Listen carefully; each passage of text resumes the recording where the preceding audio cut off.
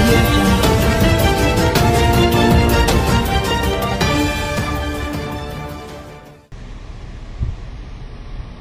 సునాయాసంగా చేస్తూ ముందుకు సాగగలుగుతున్నాను అనంటే దానికి కారణం కేవలం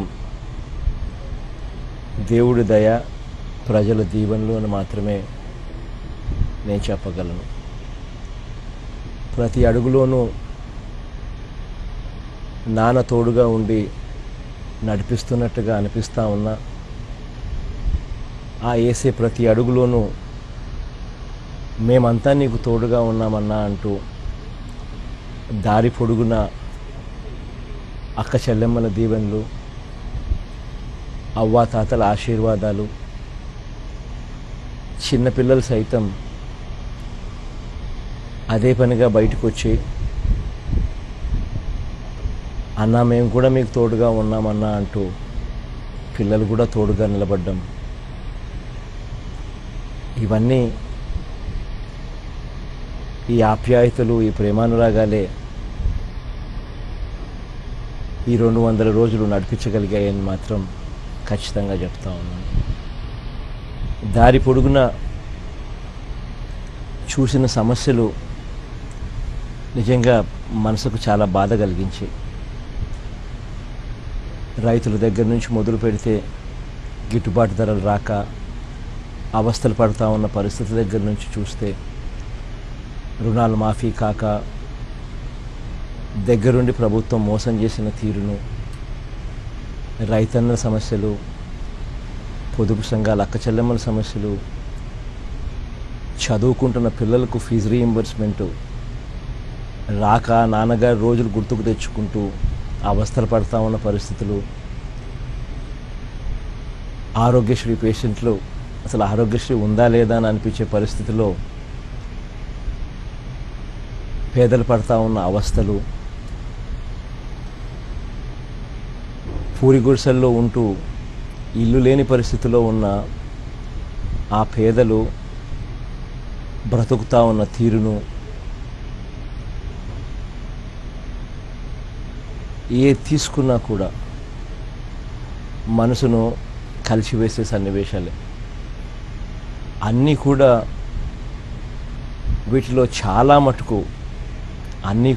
మటుకు ప్రభుత్వం చిత్తశుద్ధితో చేయగలిగి ఉండి కూడా చేయని కారణంతో ఉత్పన్నమైన సమస్యలు,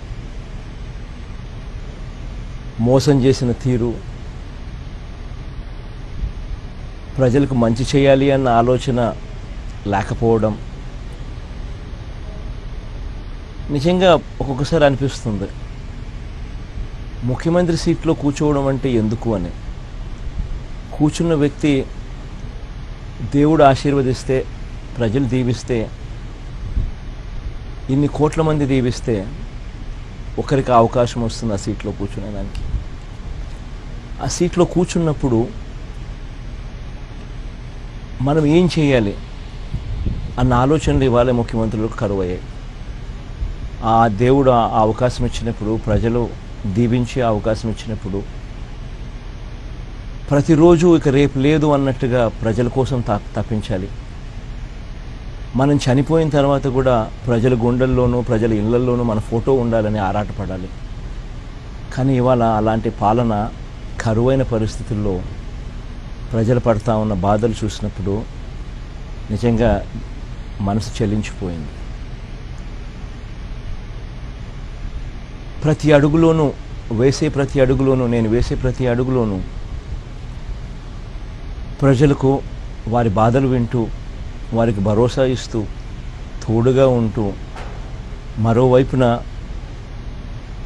రేపొద్దున జరగబోయే వచ్చే మంచి రోజుల గురించి ఒక హోప్ క్రియేట్ చేయగలిగినాం. నవరత్నాలు వస్తాయి, మళ్ళీ రాజన్న రాజ్యం తీసుకొస్తాము అన్న నమ్మకం, అన్న